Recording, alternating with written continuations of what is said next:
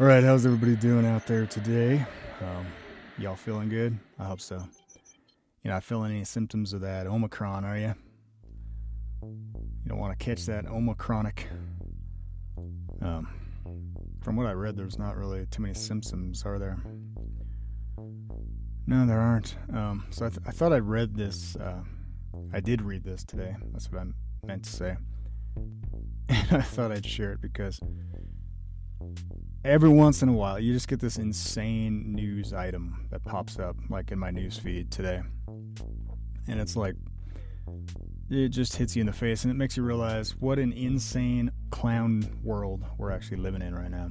And just the things that people do in this insane world we're living in, just to get by, you know? And I saw this guy, I saw this meme pop up a while back, and, you know, I thought it was funny, you know, it's kind of silly. But I never thought somebody would actually have the cojones, if that's the right word, to attempt this in the real world. But evidently somebody did. So an Italian dentist, of all people, right, should be fairly well educated in the medical profession. I'll say that one more time. An Italian dentist presents fake arm for vaccine to get pass. And it goes on. In Milan, a dentist in Italy faces possible criminal charges after trying to receive a coronavirus vaccine and a fake arm made of silicone. Where did I get me one of those? I think they probably have them on Amazon, right? A nurse in the northern city of Biella, Filippa, said she could tell right away that something was off when a man presented a phony limb for a shot on Thursday. When I uncovered the arm, I felt skin that was cold and gummy, and the color was too light. And again, I could just imagine, like, the mindset of this guy, like, they'll never know. If you felt silicone before, it feels a little different than real flesh and blood, but maybe thought they'd rush them through, you know, like the old sweatshop method of those mass vaccination centers. And so she goes on, when I uncovered the arm, I felt the skin was cold and gummy, and the color was too light. She said she initially thought the 57-year-old man was an amputee, and he had mistakenly offered the wrong arm. She lifted his shirt and saw a silicone arm. I understood immediately that the man was trying to avoid the vaccination by using a silicone prosthetic. Like, is that just a common thing over there? There are that many people trying to get out of the jab, and so they have this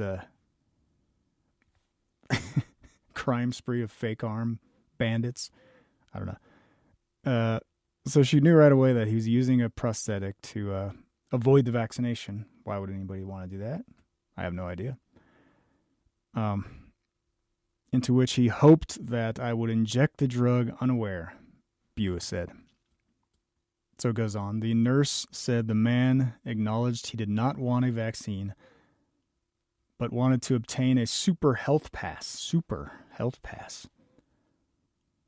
which from Monday will be required to enter restaurants, cinemas, theaters, and other venues in Italy. Take note, Americans, this is actually in play right now in the crap hole that is New York City, New York, NY. And it goes on, the man had already been suspended from work because of his refusal to get vaccinated, which Italy requires for medical personnel. So this guy's already, like, lost his job. He's just trying to have a little fun, you know? I mean, come on, take it easy on these insane, mentally disturbed, dangerous to society, anti-vax type people, all right? Let's just try to be civil. Is that so much to ask? I guess it is in the new normal day and age of upside-down clown world, insane clown world. We stopped and reflected. This was after the man left. They said he left cordially, so he's a nice guy. The nurse goes on, we stopped and reflected, and we understood that this wasn't just a surreal situation, but a real attempt at fraud. Uh-oh. This guy's got to get in more trouble. He's not already in enough trouble already with no job and no fun. We need to prosecute this man for having a fake arm. She and others at the vaccination site turned paperwork over to superiors so they could report the case, which has been given to prosecutors. Ooh, you don't mess around, do you, in Italy? Well, Italy's vaccination rate is relatively high. 85% of the currently eligible people ages 12 and over, 85%. People in the age range of 30 to 59 have proven the most resistant to vaccinations, with nearly 3.5 million still not having received their first doses. And I wonder if that number, 3.5 million, is non-eligible people, maybe? Babies. That's how they play with statistics on these. Idiotic. You have to be a complete clown with his head buried up his own arse to believe what is written on these mainstream news articles anymore. Completely untrustworthy, completely fraudulent. And my question is, perhaps the fake news isn't doing a good enough job at whipping up enough fear, that people like this man, who's a dentist, who's a former dentist now, they just don't perceive a big enough threat from the infection that they would go to such lengths, about arm length, fake prosthetic arm length, I know it's a joke, that they would go through all this just to try to get a pass back to normal life.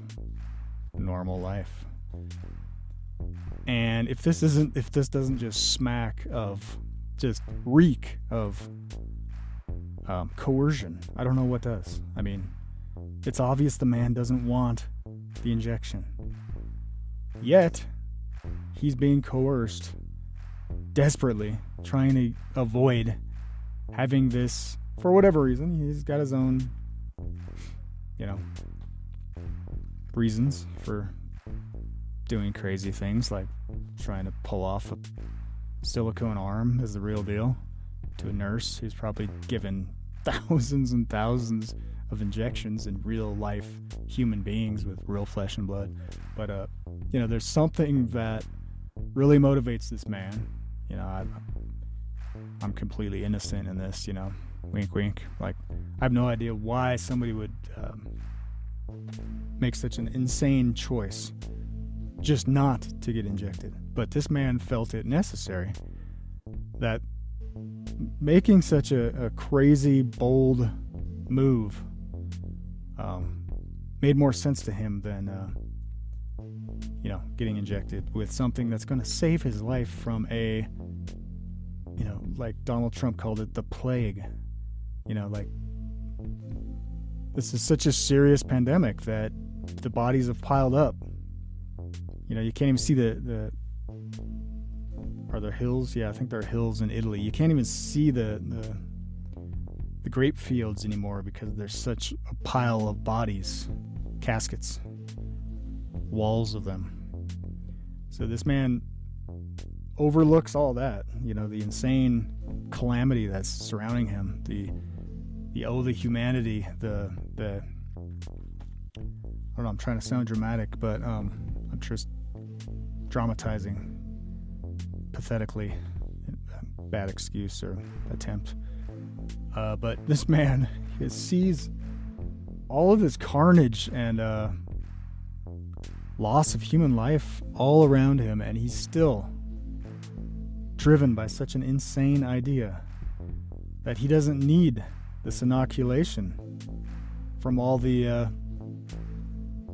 death that surrounds him from this 99.8% survival rate pandemic. That he's unwilling to get, inoculated. I mean, he's willing to go to take it to this extreme, just to try to get a pass back to normal life. And if this doesn't just reek of coercion, I don't know what does. I mean, it's obvious the man doesn't want the injection. Yet, he's being coerced desperately, trying to avoid having this, to this extreme, of lining up with a fake arm, rolling up the sleeve,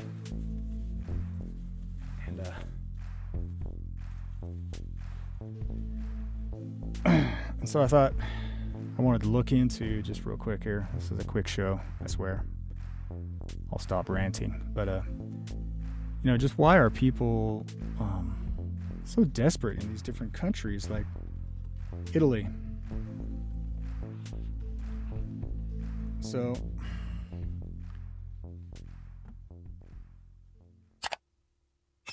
Bloomberg, okay.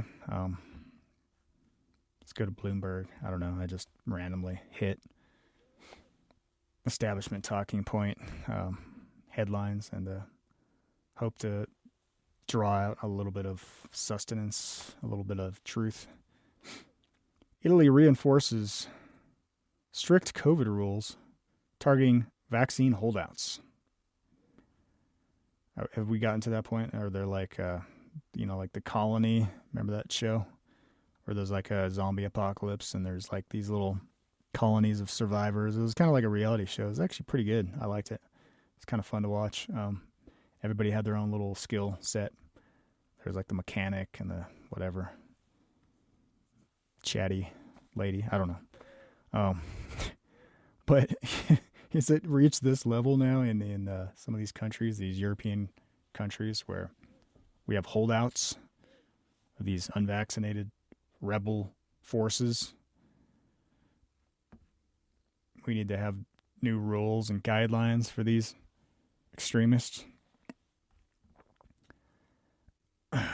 So Italy, which has one of Europe's highest vaccination rates, we just read 85+% of eligible people, and they're still bitching and moaning about a few people that don't want to get the jab, and they're going to make their life hell and not allow them to have any fun, because you know what? What's wrong with you? The rest of us, I've been wondering for a while, and it just makes sense now that, why they were so adamant to get such a large majority of the population jabbed. And it's because that they can persecute the minority. And it's always about, this love of minorities and, boo-hoo, you're a victim, the system is against you because you're a minority. Well, what about this minority of unvaccinated people? And that doesn't matter, right? Because it's a health crisis. Hitler declared a health crisis too when he wanted to purify the race. And it was all about the homeland and security and, the evolution of the species and weeding out these, they would picture the Jewish people, the Juden, as parasites on the earth, like literal bugs, less than human beings. It sure sounds like it really rings a bell, but don't worry, because the fact checkers have got you covered. There's no connection with compulsory vaccinations, with vaccine mandates, and the Nuremberg Code. The fact checkers have you covered, okay? If you go actually read the Nuremberg Code, the very first, should I look it up? Yeah, I'm going to look it up. Nuremberg Code, okay? And I'll just go to a simple, highly edited source like Wikipedia. But I just want to go to the very first, so there's 10 points, kind of like 10 Commandments. They always like to make similarities when they make laws and whatnot. The 10 points, let's just read. This is ad-libbing again. I just do this. This is how I go through life. I don't know how I get by. I barely do. But the 10 points of the code were given in the section of the judge's verdict entitled Permissible Medical Experiments. By the way, yeah, this is considered kind of... Anyway, I can't say more, because this is how safe and effective this whole agenda is that you can't question it. But the very first of the 10 laws of the code here. Let's just read it. It's a little lengthy, but I'm sure you have an attention span, right? You can get through at least the first and most important, in my mind. Number 1 of the Nuremberg Code. And, just brief history, all these medical doctors like Joseph Mengele were using people, human beings, living human beings, even children, yes, innocent little children. They were using them for medical experimentation because these demonic psychopaths were driven by this grand deception. You could bring it all the way back to the Garden of Eden where Satan said, "Ye shall surely not die." And I think that was a big part of it, and perhaps that's a little bit what's going on today, is that, you turn the whole human population, or in this case, just a few undesirables in Nazi Germany, you turn them all into test subjects, because there's no better animal to study on than one of your own race. Just turn the whole body of humanity into a petri dish for your own eugenicist life extension technologies. Medical, to advance your own life extension technologies. It's genius, right? Because they know their time is short, and they think that we're just there on the cusp of discovering eternal life. Because they're inspired by demons. Plain and simple. And, it doesn't take, too much reading of your Bible or thirsty.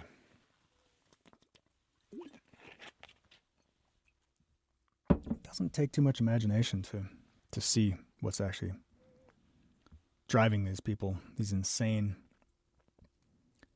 uber elite, beyond money class psychopaths that are controlling the world and forcing every branch of government, every health agency around the world into this lockstep towards their insane agenda of what do they say in Event 201, Clade X, more and more authoritarianism that'll have lasting impacts. It's not going to go away. This is part of the agenda, Get used to it, basically. So, Rule 1 in the Nuremberg Code that the fact checkers say bears no relation to vaccine mandates, okay? Just to get that straight. The voluntary consent of the human subject is absolutely essential. Now, did this man lining up with a prosthetic arm look like he was doing it voluntarily? Does that sound voluntary to you? Or does that sound a little bit coerced? And the mindset of the nurse is just like, what did she say? I understood immediately that the man was trying to avoid the vaccination by using a silicone prosthetic. And he hoped that I would inject the drug unaware. And then she's like, this must be reported. This is fraud. A real attempt at fraud. This poor man. To get to such a desperate point in life where you have to attempt something like that. It's insane, this world. But on a more serious note, I think that, we as Americans in this country, of the land of the brave, right, and the home of the free, we need to start taking this threat a little more seriously. And by threat, I mean the threat of the Decepticon variants, of course. Yes, the Decepticons are very, very contagious, and the Decepticons, it seems like the infection kind of affects the mind, people's thinking a little bit. Their ability to rationalize, just to have the capacity for rational thought. About that. Yeah. Well, they don't agree with that. They feel that their greater good is more important than your greater good. Well, you know, it was interesting to me that the argument was being made, if you're vaccinated, why do you care about me being vaccinated? You're protected. And that's why we are at the Omicron variant, right? That's why we are where we are, because it's mutating. It's becoming this crazy superbug inside of the people that aren't vaccinated. And now it's affecting us. I don't know why they were not understanding that. We've got like 80 million people that are not vaccinated. They understand. They don't want to. Yeah. Period. We all Choice, understand. I guess? But we all understand that when it comes to, for example, secondhand smoking, right? Yeah. I don't smoke, and I don't want you to smoke next to me because I don't want to swallow your smoke. But That's one of the key takeaway. The Omicron variant is mutating. It's becoming this crazy superbug inside of the people that aren't vaccinated. Yeah, symptoms of the infection. So we have here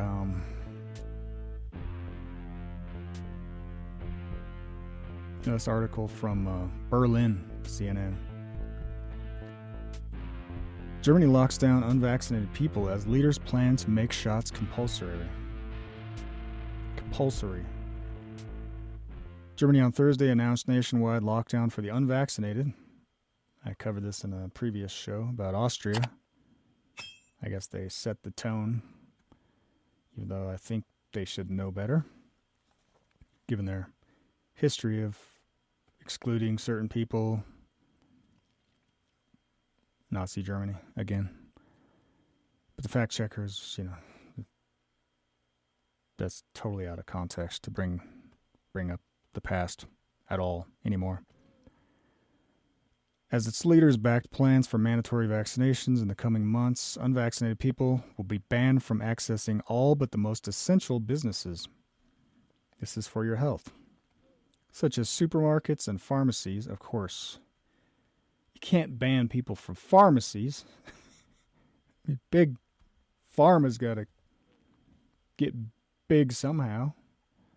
And what else are you going to do when you're all depressed, locked up in your own home, but take a bunch of pharmaceutical drugs just to get through the day and the misery and the depression you're suffering from? So I have like a little sick in the head now and then. It's just this stuff literally just makes me want to vomit. So they're going to ban people from basically doing anything in life other than, okay, you can go get your drugs and your food. And this is all to curb the spread of coronavirus. Outgoing Chancellor Angela Merkel and her successor Olaf Scholz say.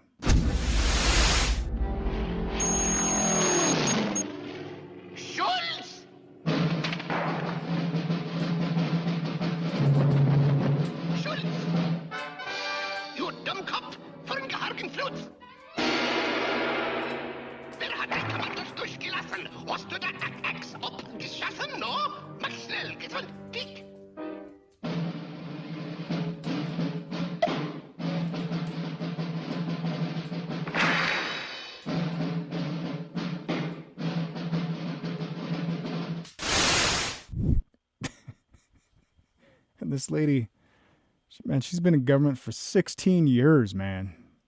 Chad, I'd say it's about time that old hag hangs up the hat, although I think Nancy Pelosi has her beat, doesn't she? Under the tightening restrictions, unvaccinated people can only meet 2 people from another household. Bars and nightclubs must shut down in areas with an incidence rate of 350 cases per 100,000 people over 1 week. And the country would limit the number of people at large events like soccer matches. So you take away everything people love to do, and you're going to blame it on the scapegoat of unvaccinated people, right? The pandemic of the unvaccinated. Oh, man, they're just cranking up the heat, aren't they? The heat is on. It's on the street. It's a good song. a good song. The press briefing is also Merkel's last before she leaves office. 16 years as chancellor. We have understood that the situation is very serious and that we want to take further measures in addition to those already taken, Merkel told reporters. The fourth wave must be broken. I love how these Germans talk. It's like they don't mess around.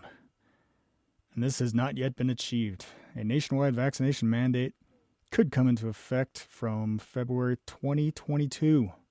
So this just keeps going on. She added the vaccinated people will lose their vaccination status 9 months after getting their last shot, apparently in an effort to encourage booster uptake. Wow, isn't that just predictable? So even when you jump through their hoops, you do the patriotic thing and be the cannon fodder, whatever you want to call it. You line up, put your life on the line. You're still not good enough. It's never good enough, is it, for these little tyrants? Until you're under their boot, licking the soles of their boot, clean of all that bullshit that they're constantly spewing all over the rest of us.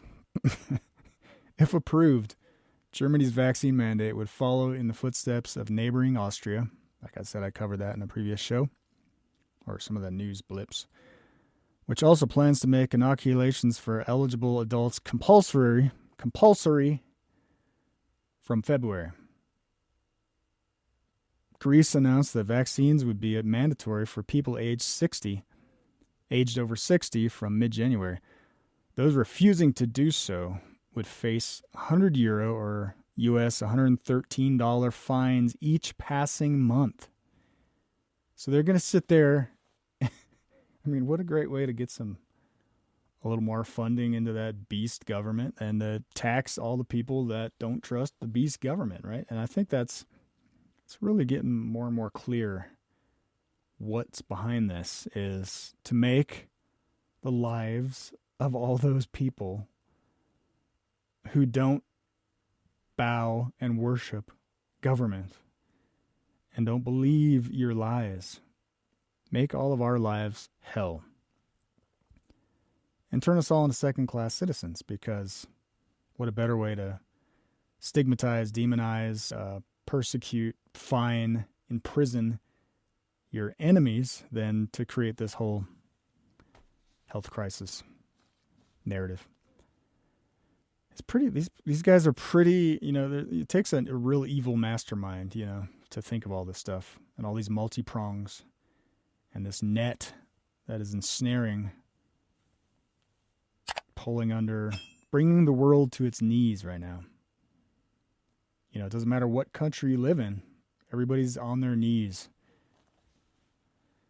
Being coerced, by the way, according to the Nuremberg Code number 1, into doing something they might not agree with, might infringe upon their liberty of conscience, but, they got to do it anyway just to get by, just to keep their jobs, to stay fed. How is this right? How is this ethical, right? How is this social justice? I'm trying to talk. And then this frickin' Von Dork Leon says, 2 or 3 years ago, I would never have thought to witness what we see right now. That we have this horrible pandemic. We have the vaccines, the life-saving vaccines, but they are not being used adequately anywhere. It's never good enough. Dang it. There's only freaking almost 90% of the population eligible, vaccinated in Germany. That's not good enough. So how we can encourage and potentially think about mandate vaccination within the European Union needs to be discussed. This needs a common approach, but it is a discussion that I think has to be led. Meanwhile, according to Oxfam, which is, according to their own website, a global organization that fights inequality to end poverty and injustice. guess whose lives aren't being negatively impacted by these lockdowns and, other liberty smothering measures around the planet? Mega rich recoup COVID-19 losses in record time, yet billions will live in poverty for at least a decade. And if you remember watching Event 201, the tabletop exercise, they talked about the loss of trust in people's leaders, and the different divisions that are created from these measures, these authoritarian measures that they will have to enact, to keep us all safe, right? It could last for decades, they say, in that little tabletop exercise that happened several months prior to the actual outbreak. They say the 1,000 richest people on the planet recouped their COVID-19 losses within just 9 months. But it could take more than a decade for the world's poorest to recover from the economic impacts of the pandemic. And it actually was published on an opening day of the World Economic Forum's Davos Agenda. This article, again, is from January. Oxfam report shows how the rigged economic system is enabling a super-rich elite to amass wealth in the middle of the worst recession since the Great Depression, while billions of people are struggling to make ends meet. It reveals how the pandemic is deepening long-standing economic, racial, and gender divides. They always got to, I don't think it really revolves around race or gender at this point. It's pretty much like the global ruling elite versus all the rest of us. If you use your brain a little bit, connect those dots. The recession is over for the richest. The world's 10 richest men have seen their combined wealth increase by $500 billion since the pandemic began. More than enough to pay for COVID-19 vaccine for everyone, and sure, no one is pushed into poverty by the pandemic. You always got to throw that in. That's equality. It's make sure everybody gets injected. That's the loving way. How about you feed the starving people? Well, more people die from starvation than this virus. Look it up. Feed the hungry. At the same time, the pandemic has ushered in the worst job crisis in 90 years, with hundreds of millions of people now unemployed or out of work. So yes, this is the new loving way. This is how government treats its people. It's for our health, and it's for our safety. And you can look up, there was see if I got it pulled up.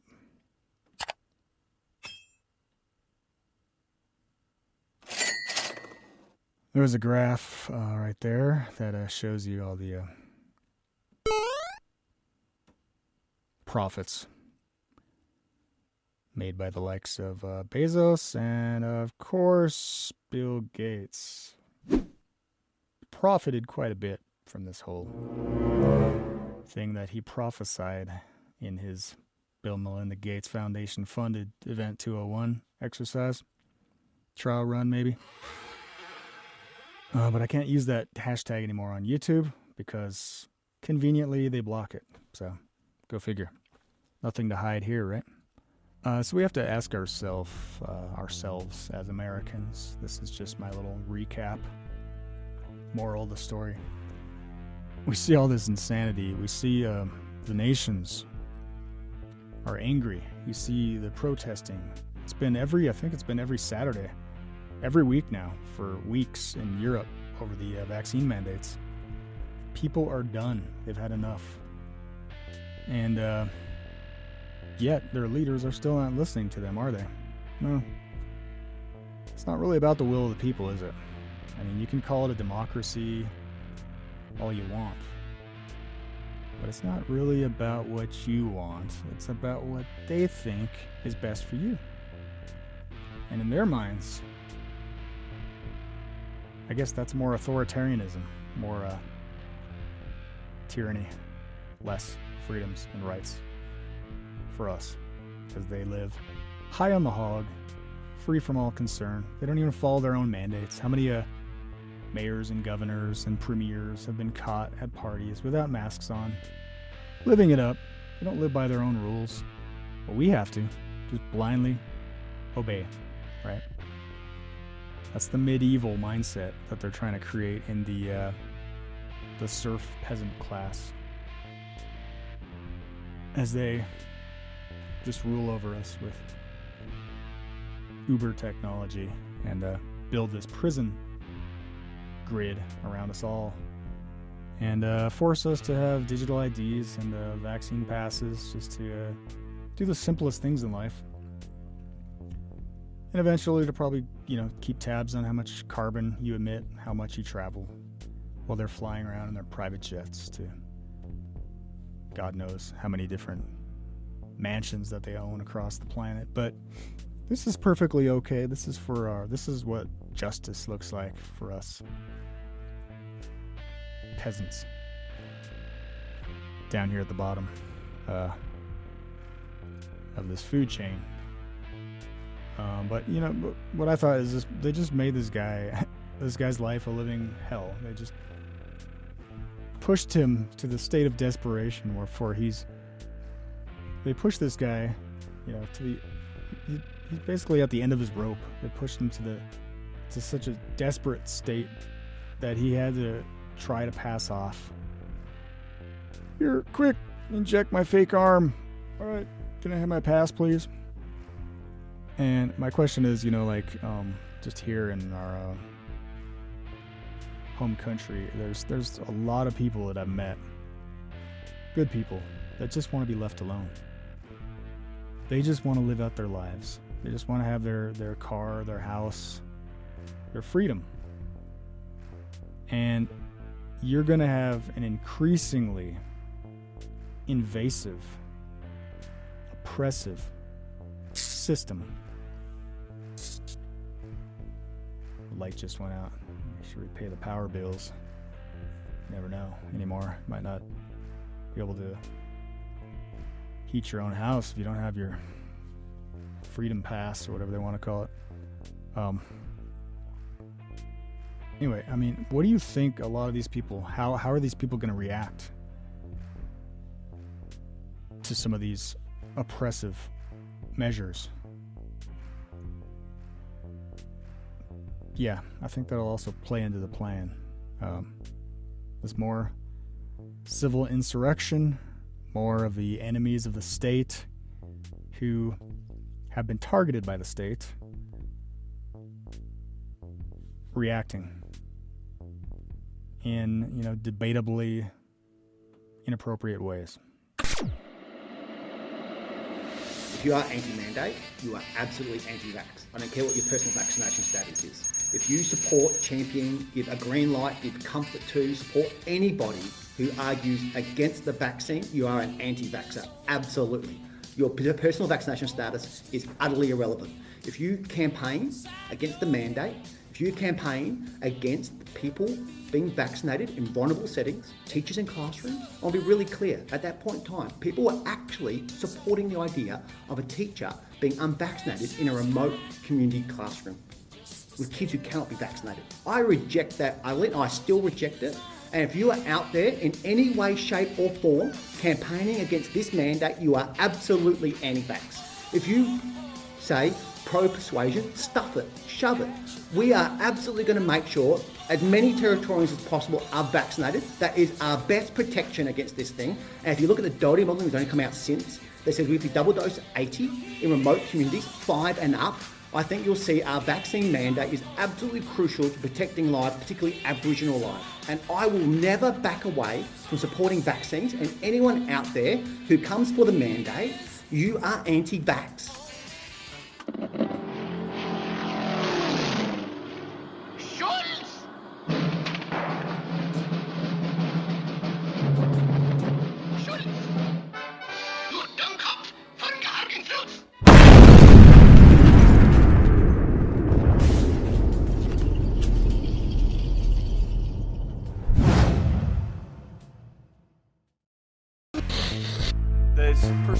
That's really misled by these conspiracy theories, it's unclear to me. There's millions of messages out there, where my name or Dr. Fauci's name is used. But do people really believe that stuff? You know, we're going to have to get educated about this over the next year and understand, you know, how does it change people's behavior? How should we have minimized this, either, you know, working with the social media companies or explaining what we were up to in a better way?